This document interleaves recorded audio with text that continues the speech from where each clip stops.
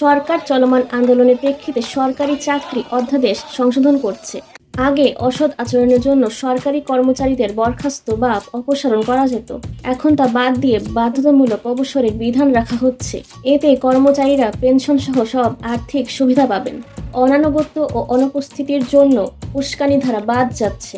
অভিযোগ যাচাইয়ের জন্য 3 সদস্যের তদন্ত কমিটি গঠনের প্রস্তাব রাখা হয়েছে, যেখানে একজন নারী সদস্য থাকবেন। তদন্তের সময়সীমা 14 দিন নির্ধারণ করা হয়েছে। না মানলে কমিটির সদস্যদের দায়ী করা হবে। অভিযোগ প্রমাণিত হলে অবসরের সিদ্ধান্তে 30 দিনের মধ্যে রাষ্ট্রপতির কাছে আপিলের সুযোগ থাকবে।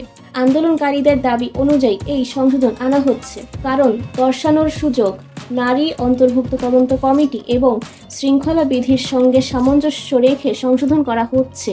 ব্যক্তিগত প্রয়োজনে না জানিয়ে অনুপস্থিত থাকলেও তা শাস্তিযোগ্য হবে না, এরকম ব্যাখ্যাও যুক্ত হচ্ছে।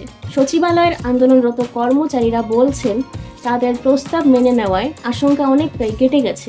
বিশেষজ্ঞদের মতে, যদিও উদ্যোগটি ইতিবাচক, তবু স্থানীয় সরকার বা সিটি কর্পোরেশনের কর্মচারীদের জন্য আলাদা আইন না থাকায় দ্বৈততা তৈরি হতে পারে। তাই কেউ কেউ মনে করেন, এই অধ্যাদেশ বাতিল করে একটি নতুন, শক্তিশালী ও স্পষ্ট আইন করা প্রয়োজন ছিল।